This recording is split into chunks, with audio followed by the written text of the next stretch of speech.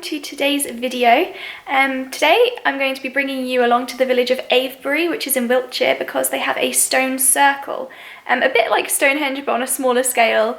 And I don't know about you, but I'm a fan of Outlander. I love this series, love the idea of travelling through time through stones and all of the mystery and ancient history that surrounds stone circles. And there's quite a lot of them in England actually, but the closest one to Bath is in Avebury, and I've never been. So I'm going to go there, show you around, have some of those Outlander vibes today. And yes, apparently the village is really nice too. They've got a cute little high street, so I'm looking forward to exploring it. It's really cold. Last week's video I was saying how summery it was. I planted the plants on my front windows in the pots, and I was wearing summery clothes, but since then, within a week, the weather has just flipped in England and it snowed. I was actually really worried about my strawberry plants because I'd just planted them out and then it was frosty and negative temperatures and snowing, and I was worried that they would die. So far so good, they're hanging in there. There are even some little flowers. Actually, I'll show you, come on. If you look here, there are actually some flowers coming out of my strawberry plants.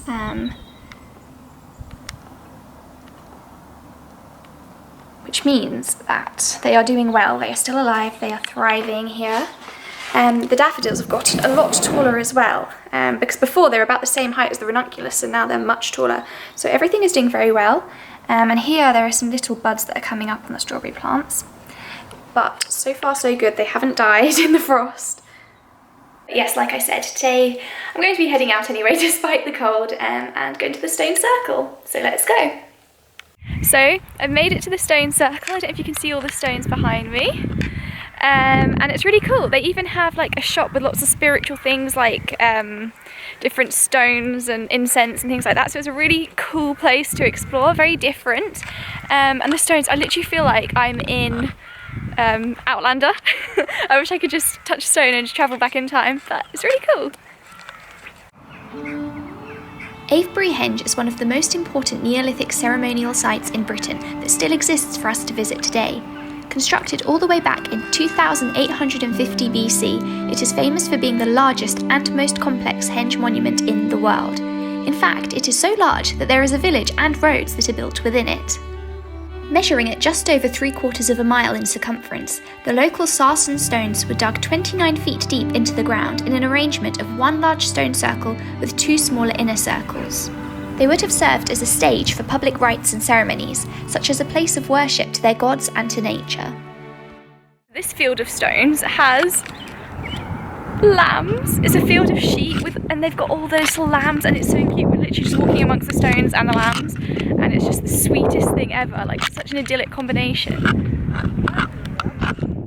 I love that at Avebury, unlike Stonehenge, you are free to wander among the stones, to get up close and marvel at the centuries that these stones have borne witness to. In the Middle Ages, the stones' use shifted to pagan and devil worship, which led many of the stones to be buried or destroyed out of fear. However, this was clearly not without danger, because during excavations around the henge, a skeleton of a medieval barber surgeon was found, the bones crushed underneath one of these stones that had been moved away to be buried. So now I'm just walking through the village, looking at the little boutiques and shops, and look how cute the cottages are. This is a thatched cottage and I just am in love. I just love cottages. I've always dreamed of living in one, and whenever I see them it just makes me so happy.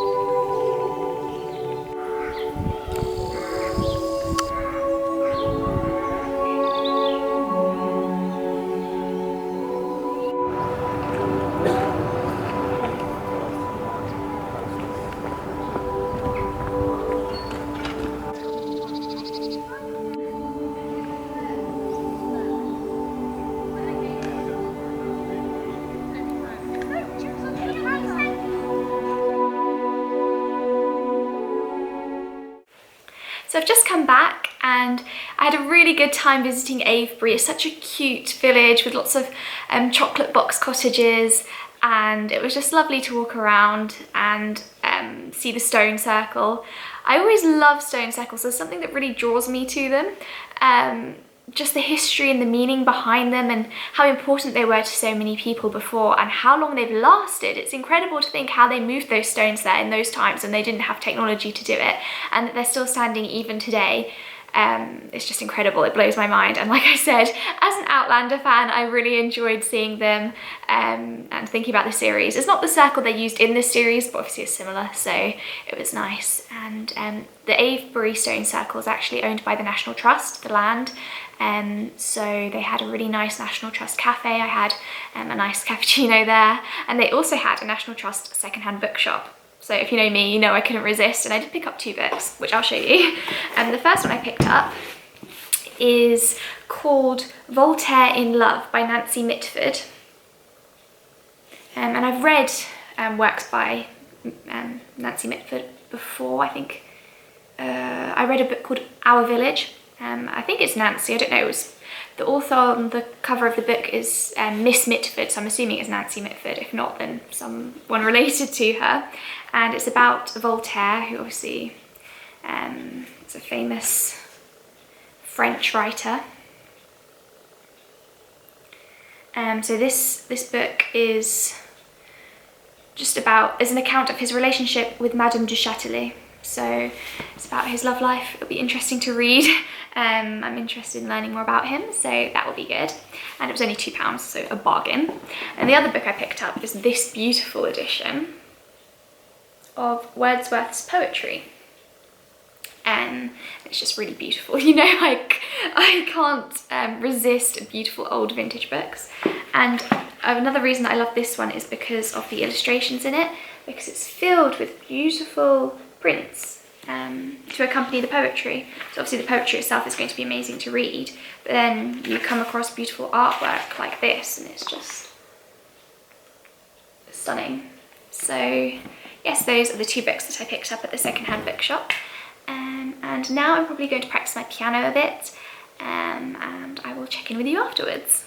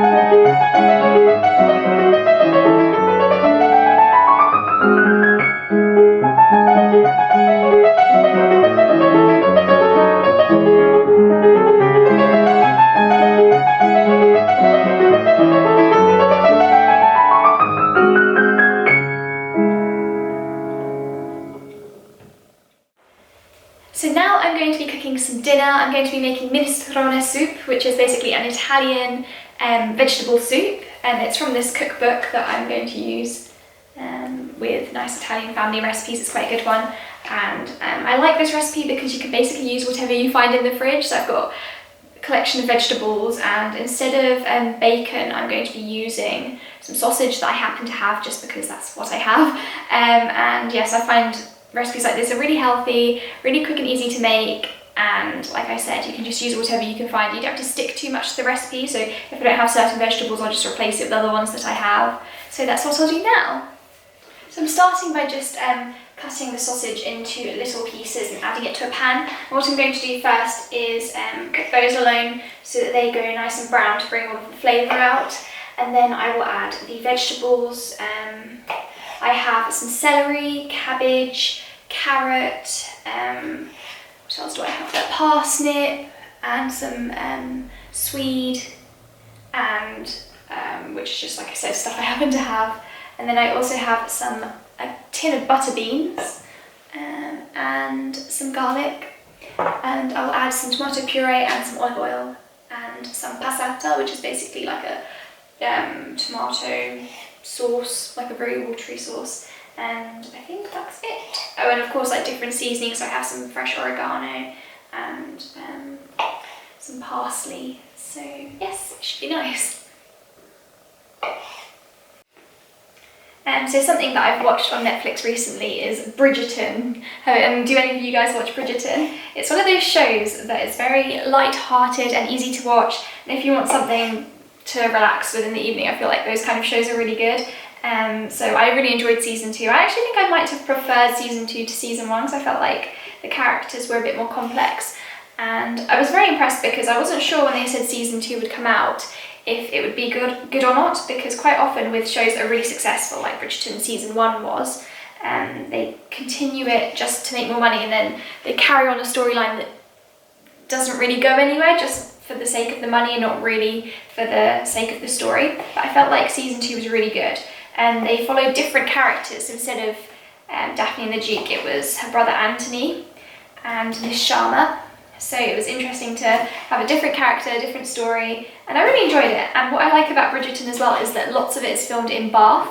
So when I watch the series, I recognise a lot of the locations, which is really cool to see how they've portrayed the city in the series. But then on the other hand, the scenes where they say they're in London, but I recognise it as Bath, are a bit funny because obviously I know it's not actually London. But nonetheless, I really enjoyed it. Something else that's coming out soon is Downton Abbey. They've got another Downton Abbey film coming out. I know it's going to be in cinemas. I'm not sure, I think it's within the next week that it comes out in England actually. So I'm going to have to go and watch that because I love Downton Abbey. I've watched all of the series and I watched the film when it came out, the last one. So yes, I'm really looking forward to that one. I would say that period dramas are probably my favourite genre of film. Like I love Pride and Prejudice. I know there's a bit of a divide between whether people prefer the Pride and Prejudice film with Keira Knightley or the BBC series with Colin Firth. Personally, I prefer the series with Colin Firth because it's truer to the books, and it annoys me when they change books in films, so I like that. But also I just prefer that one. The film is very beautiful as well, but I prefer the series. And I also love Jane Eyre. That one's a really good film. I love that adaptation of the book with Mia Wasikowska playing Jane. I think it's a really good one. And the Emma film that came out was really good as well with Anya Taylor-Joy. I really enjoyed that, but just in general, period drama is always my favourite. Oh, another series that I would recommend is The Durrells. The Durrells is a beautiful, really summery vibes series about an English family, I think it's in the 1930s, who moved to Corfu, and oh my gosh, I just love watching it because Corfu is so beautiful and it makes me really want to travel there. But it's a really good series. It's really funny and I love all of the characters because each member of the family has a very different character, different personality, and they're just really fun to watch their adventures. And obviously moving in the 1930s, it's based on a true story. Family really moved to Corfu in the 1930s, and thinking about the technology of the time and the way transport and communication was at that time, I feel like that's really brave because a single mother moved her family like that. It's incredible, but it's a really good series, so I would recommend it if you haven't seen it. Okay, so this is the progress so far. As you can see, at the moment, it just looks a bit like a big pan of vegetables.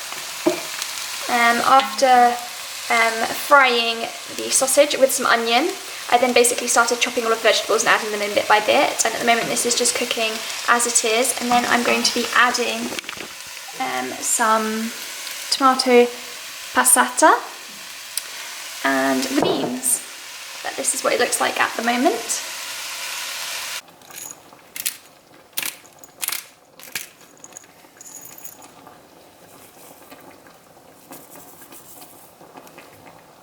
So now I have added some water just to cover the vegetables, 1.5 stock cubes, and some more black pepper and oregano, and a little bit of tomato puree because I felt like it needed a bit more of a tomatoey flavour.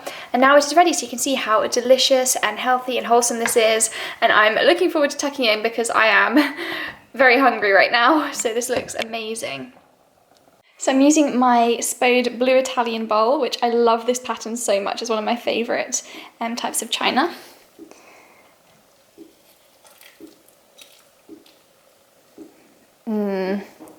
This looks incredible.